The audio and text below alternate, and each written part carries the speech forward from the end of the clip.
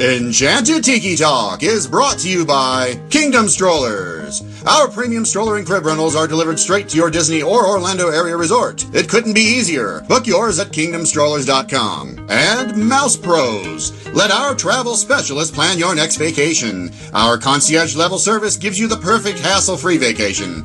Get your free quote from Sean or any of our magical agents at mousepros.com. And now, it's show time! Your attention, please. One show for you to see. One for you and everyone. Oh, look at all the people. Pay attention, it's showtime. I am always ready, as you say, to put on the show. My goodness, you're all staring at us. We better start the show rolling. Wait! We forgot to wake up the Glee Club. Aloha. Come to the Tiki Room. Get your expialidocious tickets right here. Hello and welcome to Enchanted Tiki Talk. I'm not sure the episode number this week, but you're here anyway, so that doesn't matter. Keith is unable to make it this week, so I just brought Matt on. That's it. I'm sorry, you're stuck with just me tonight. Yeah, and me. I mean, it's the two of us. Just the two of us. Oh, wow. We can make it if we try. I think that's the words. You ain't. It's close enough. Yeah. It's close enough. Okay. All right. I know my voice is off and a little sick, but hey, people love my singing. I'm in the shower and I'm singing. I love you. I love you. I love you. Now, question for you. Some trivia. Okay. In Peter Pan, Captain Hook had a hook on which one of his hands? The one that was missing. Oh, that's cheating. Which hand, left or right? Left hand. That's correct. Woohoo! That was a lucky guess. What author... You had a 50% shot. You did it. What author wrote the book that the animated feature The Jungle Book is based on? Rudyard Kipling. Very good. When does Mary Poppins say she's going to leave the Banks house? And the children are grown. Nope. When the wind changes. Yes, that too. What is the name of the farm where the Barnstormer is located? I don't know. Goofy's Wise Acre Farm. I don't know if I've ever paid attention to that, honestly. No, I knew it, but I would not have been able to guess that. Like I knew that was it, but I would not have guessed it right. Yeah, I mean, I wouldn't have guessed that, and I don't even know if I've ever noticed that, to tell you the truth. Yep. But is it still that now? It's the Great Goofini? I don't know. I don't think so. I think they changed the name. This one I knew. What is the name? Who is the man that supplied the synthesized voice for the Main Street Electrical Parade from 1979 to 1991? Wasn't it Jack? What was his last name? Jack. Got the first name right. Oh man, this is gonna bug me. Starts with a W. Wagner. Yep, that's right. Let's see. What are the names? This is hard. What are the names of the two troublemakers in Cranium Command in Epcot? This is very hard. Wow, because it's been years since I've seen Cranium Command. It wasn't one that I saw routinely either. For those of those who don't know what Cranium Command is, it was located in the what the name is? It's the Wonders of Life. The Wonders of Life Pavilion. Yeah. I don't know what it is now. I can't remember. I have no idea. I don't know what the answer is. I would not have guessed it. Tad and Rico. Oh yeah. I had no idea. Let's see. Minnie Mouse had a bird that appeared in one cartoon along with Figaro from Pinocchio. Do you know the name of that bird? Bird. No, I don't. Frankie. Last question. What are the names of Walt Disney's three brothers? His three brothers. One is easy. One of them is Mortimer, right? Nope. Walt Disney we're talking about. Oh, Walt did. I thought it said Mickey Mouse.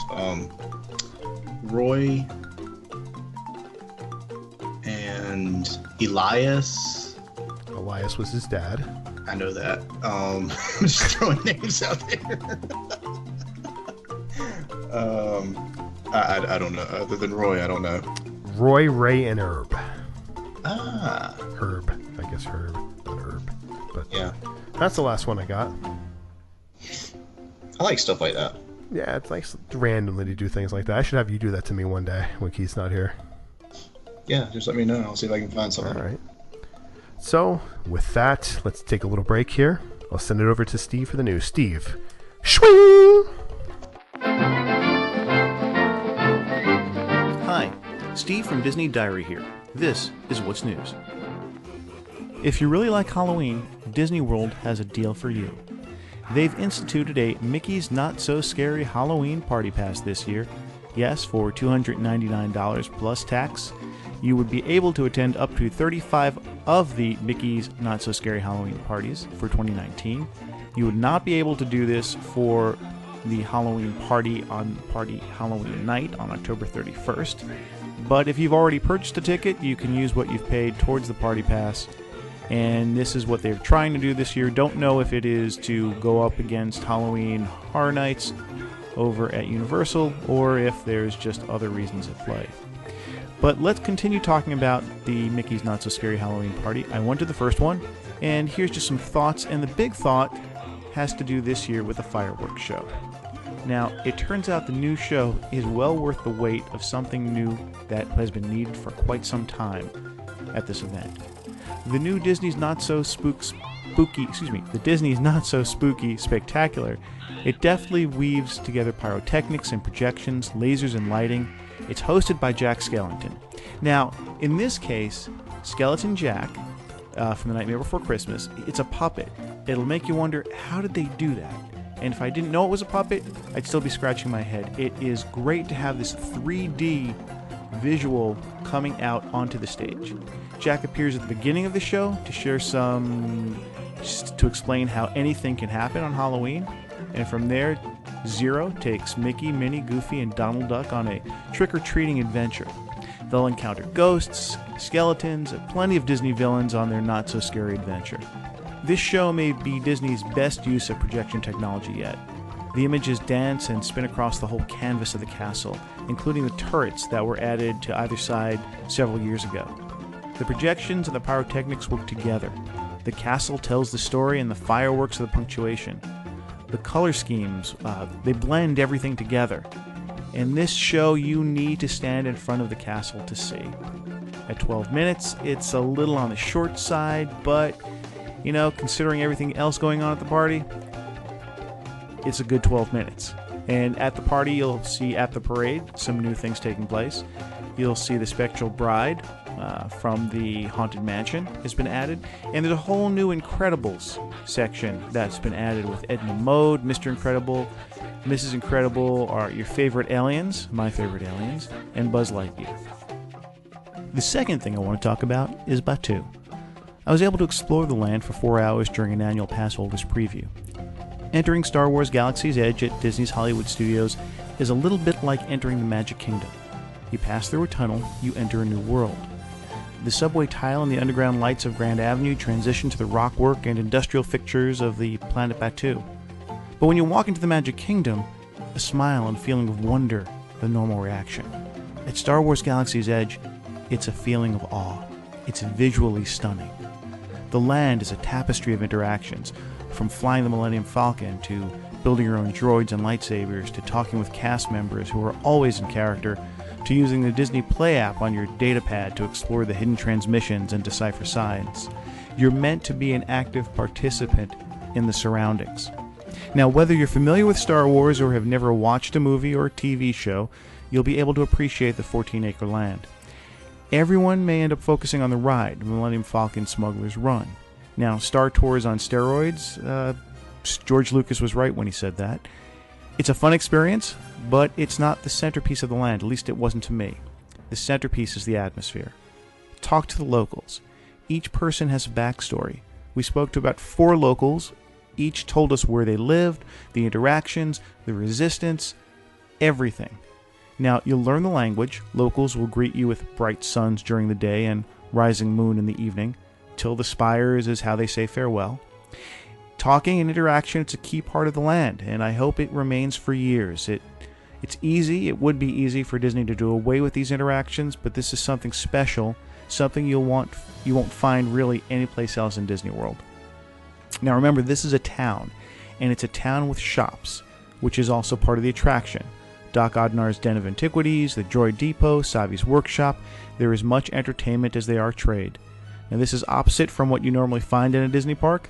There's a shop at the end of the ride. Here are shops that lead you to the ride. So when you visit, talk to the people, see the land, slow down, enjoy the vibe. We'll be talking much more about this later on. And now, back to the Tiki Hut and to all, till the spires. Please visit us at DisneyDiary.com for the latest news. You can also follow us on Facebook, Instagram, and Twitter at Disney Diary. Now, back to the Tiki Hut. We are back from break this week. I want to thank Steve for the news again, so make sure you check out DisneyDiary.com for all the Disney news.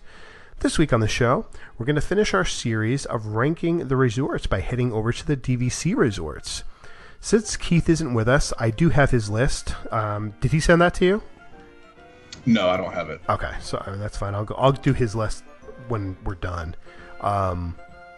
So at number 9, I guess I'll start off with is what I've really tried to do with my list is try to rank them as best as like I stayed at them, and the ones that I really didn't stay at, I put more towards the back of the list. I tried to, didn't work that way, but number 9, I put it Saratoga Springs. I know this list is kind of similar to the deluxe resort list, but because a lot of them are overlapping, but Saratoga Springs just is not my favorite resort. I love that it's next to the springs.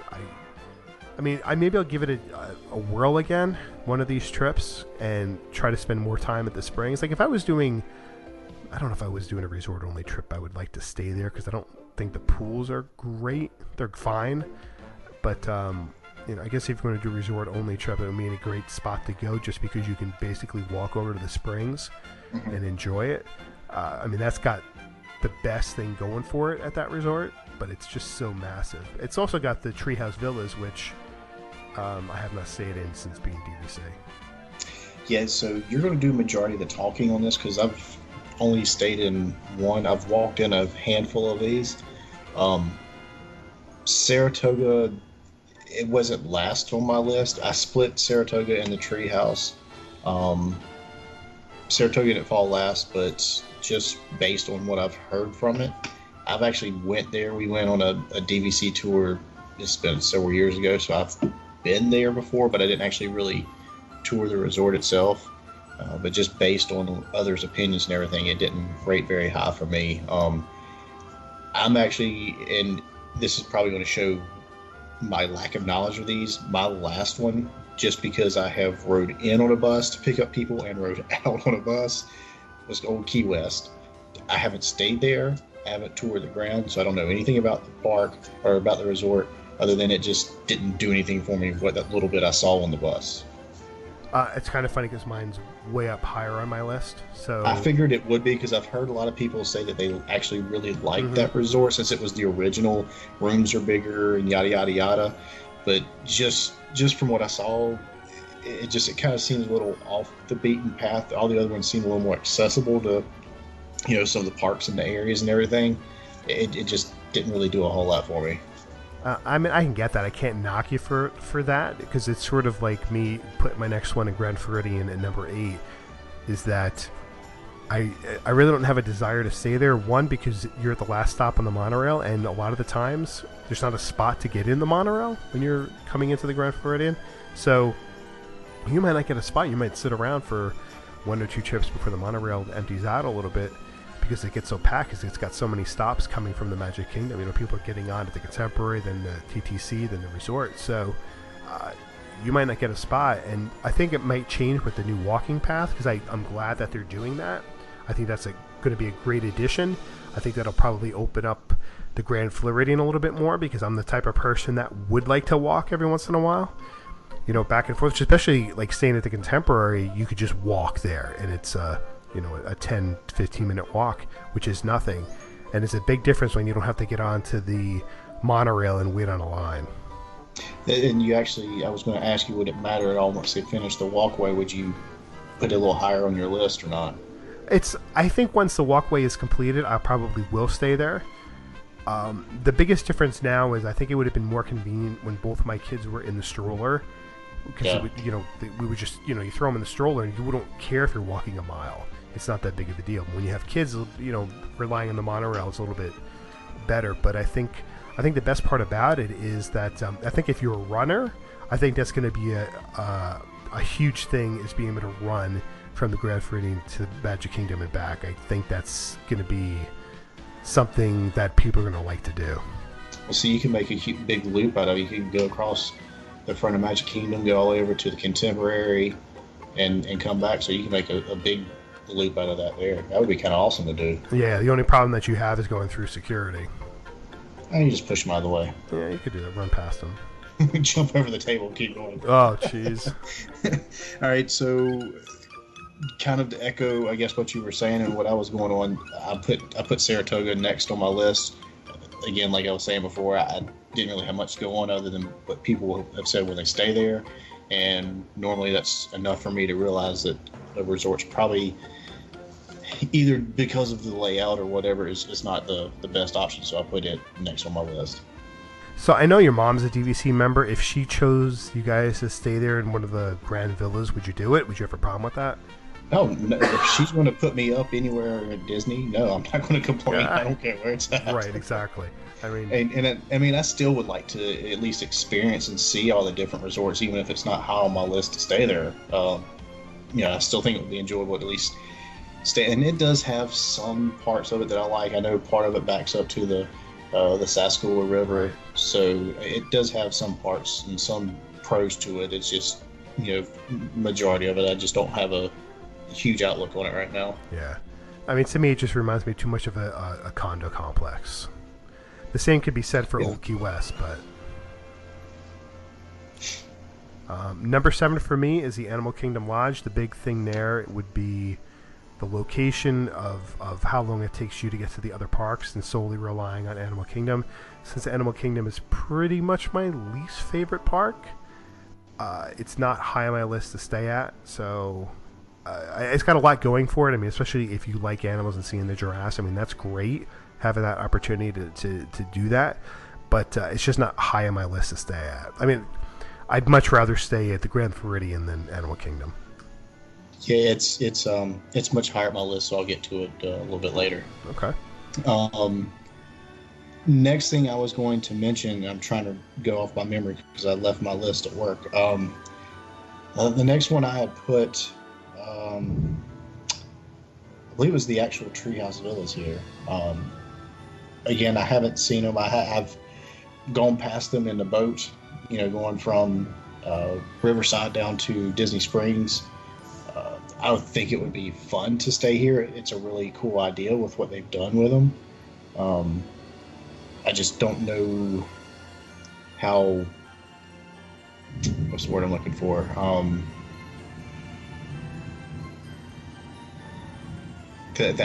don't know what I'm trying to say, but how the way everything is set up and everything, I don't know how it would work with the flow in the inside of it. Looks a little weird from what I've seen, but I still think it would be cool to stay there just for the the proximity to the river and everything. Right. Next I have is Bay Lake Tower. Stayed there for one night. I actually liked staying there. The convenience factor of the Magic Kingdom is incredible. I would like to try to stay there more than one night to see how much I really enjoyed staying there. But it's nice. It's it's clean. It's got a modern look. It was nice having a view of the lake, so I can't complain about that. But it's not my style, but it was nice. It's on my list right here too. I've never been in it. It's a cool looking resort. But to me, if it's going to be, and I know they couldn't do this because it was already designed and everything, but if it was going to be the DVC, I would think the monorail would run through it instead of the original Contemporary. It's just, I don't want to stay at a DVC resort and have to walk like you have to do to get to the monorail. I think it's a little off the beaten path a little bit for me. A little bit. Number 5 for me, this is where I had it between 3 through 5. I had a little bit harder of a problem. I put Beach Club in here, and the reason I put Beach Club at 5 is because I haven't stayed there, and I didn't want to put it up any higher on the list, considering many of the other ones I stayed at. But Beach Club has got the pool, which is incredible, and I stayed at the Yacht Club to experience that. The location is great, right by Epcot. I like the style of the resort. I like the style of the rooms, and there's just so much going on in that resort that you're going to have a great time. Again, I'm right here with you.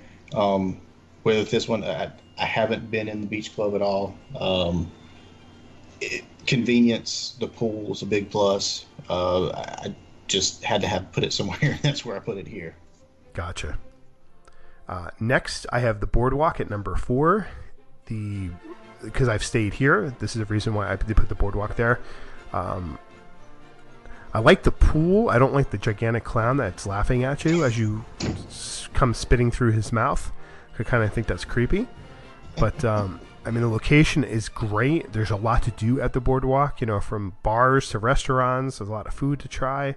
One of the best things about staying at the Boardwalk is crossing the street and going over to the gas station, and you can get some lower priced alcohol to take back to your room or go back to the pool and relax a little bit.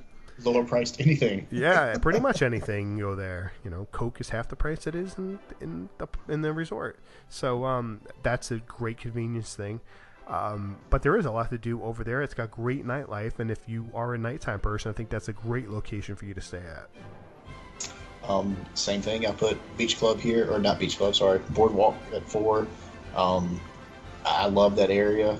To me, and I don't know why this is, but it just seems a little more, a little closer, a little easier to get to parks from Boardwalk than it does from where Beach Club and Yacht Club is, and it's just in my head. I don't know exactly why that is, but that's why I put it above Beach Club. And you are closer to the studios too there. Yeah, it's not enough that it should really make that much of a difference. It's just that's how I split my straws. All right. Number 3 for me would be Old Key West. I've stayed here. I've probably stayed at this resort the second most times compared to any other one. Excuse me. It's the second resort that I own at. And what I love about it is the type of place that you're going to go and stay when you want a vacation from your vacation. You don't feel like you're in Disney World. You do feel like you are in the Keys to some degree. It's just got a very laid back vibe from the resort itself, to going to the bar, to going to the restaurant, to hanging out by the pool. The pool is great. There's another a pool area by Turtle Pond, which has got food. It's quick service food. You can fill your refillable mug there. It's quiet, the pool over there. There's not usually a lot of people there, and you get to take the boat down to the springs from there. There's a lot of it's just like the type of place that if you want to try to stay away from as much Disney as possible, you go there. It's a break from Disney, I think, than opposed to many of the other resorts. See, I would like to stay there and at least try it out. Because like I said, everybody talks very highly of it. So I would like at least to, if nothing else, just go and kind of explore around there. So yeah, I think you need to be more resort heavy staying there as opposed to park heavy. As opposed to some of the other ones, like the Polynesian, you could do a split or you could do more park than anything else. But the Old Key West, it's more you just want to chill when you're there. Yeah, makes sense. Well, I'm going to go with the one DVC that I have stayed at. And number 3, I'm putting, and I'm going to lump them all together, Kidani Village and Animal Kingdom. I thoroughly enjoyed the time that I stayed there, being able to see, animals when you wake up and animals before you go to bed. And yes, it's a little bit of a ride to get to the parks, but I didn't really mind that. I enjoy the music on the bus, so it kind of made it, an easy transition getting back and everything. Great food out there. I really enjoyed the time there, so I'm putting Animal Kingdom at 3 for me. All right. I mean, I can understand that because you have stayed there, you've experienced it, so it makes total sense. Yeah. Number 2 for me, it's always tough for 1 and 2. Number 2 for me is the Polynesian. Love the Polynesian Resort. Whether you're staying as a DVC or non-DVC, it's just such an incredible resort. So much to do there. Got an incredible bar in Trader Sam's, the Tambu Lounge. It's got some good restaurants. Ohana's maybe I don't like as much as I have in the past, but going down to Captain Cook's for Tonga Toast is great in the morning. Getting a Dole Whip. I mean, there's just so much going on in that place. There's so much to eat. There's a lot of options, for families to enjoy. It's got a couple different pools to enjoy.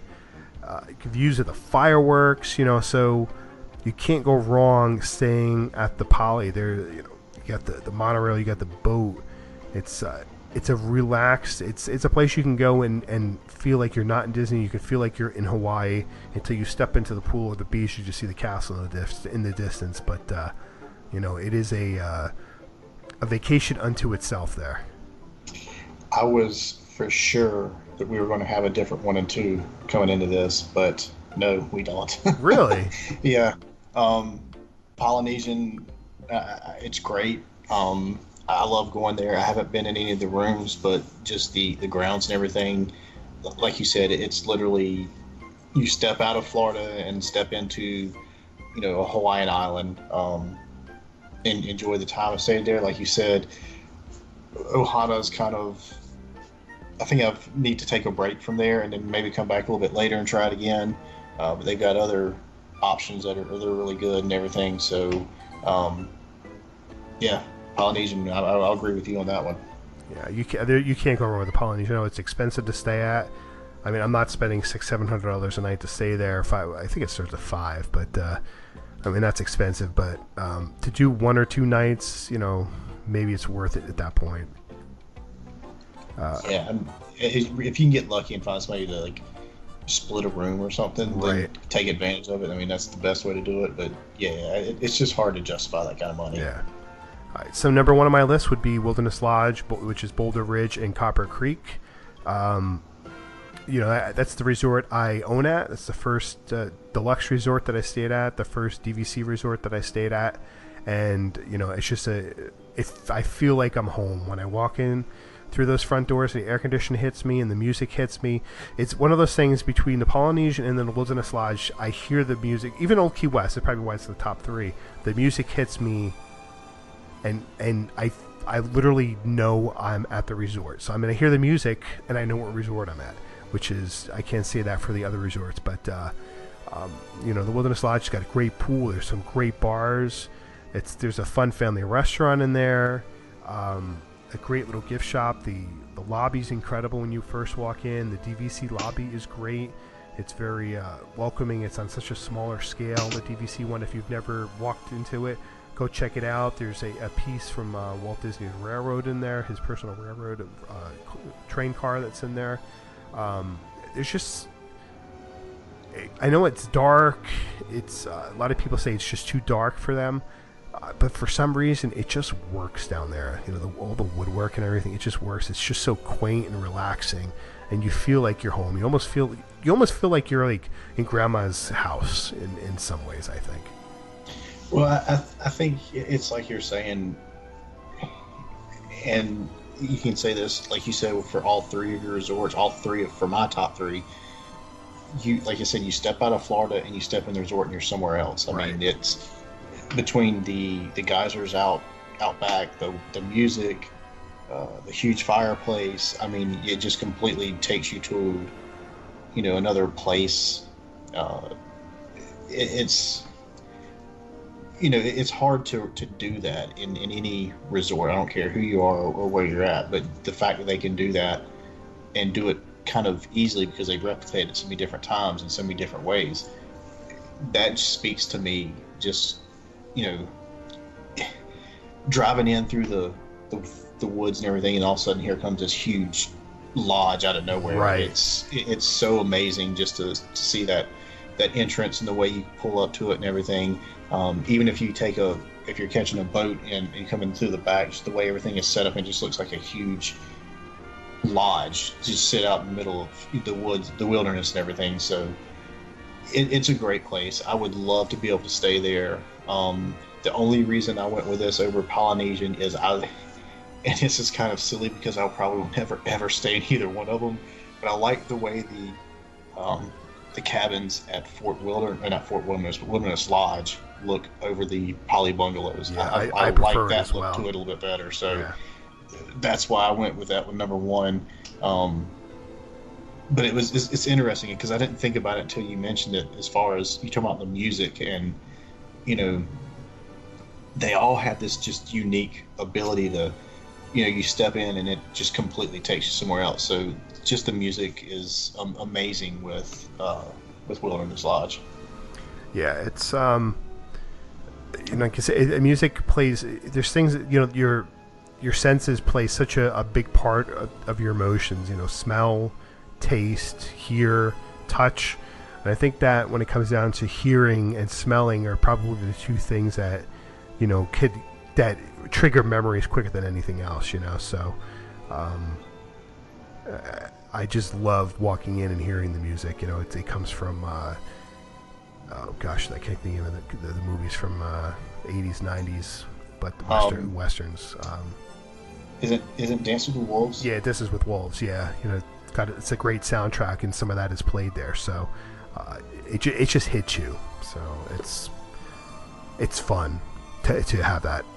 Yes, yeah, I agree. It's like I said, I would love to be able to stay at any of these, and hopefully I can start slowly checking them off my list sometime soon. I hope you can, because it does change your vacation. You get to relax a little bit more staying at the deluxe resorts.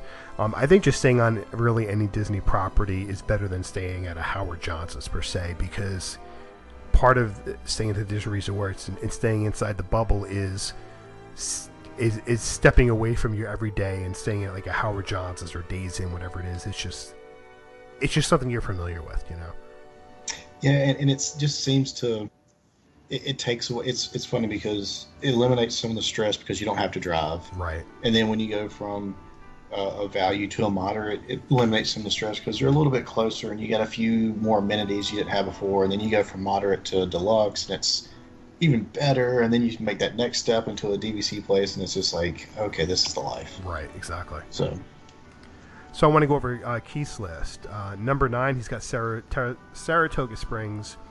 He says, this resort really is just DVC intro resort in my mind. Nothing really stands out. The restaurants are not exciting to me, but it gets your foot in the DVC door. Number 8 is Old Key West. This is basically a tie for me as number 8 and 9. I love the style of the old historical architecture of the Florida Keys. If you're a golfer, you can play on some of the best links in the country here as well. 7, Bay Lake Tower. The Mana decor is really not my thing, but Bay Lake Tower has a lot to offer. The views are great depending on what room you get. Close proximity to the Magic Kingdom is great. You also get this. You also can say you stay to the Contemporary to all your non-informed friends back home. That's a good point. 6 is Grand Floridian. Nothing says opulence like staying at the Grand Floridian. The service, the spas, the overall style of this resort makes you not want to leave there. It's a bit stuffy for me, which is why it's low on my list. Excuse me. 5 is Animal Kingdom. Although you are far from most of the parks, this resort makes up for it in the experience. From the many cultural activities, amazing food, and of course the animals is one-of-a-kind experience. 4 is Beach Club. I'm a beach guy at heart, so anytime I can get that feeling and still be in Disney magic, I'm all for it.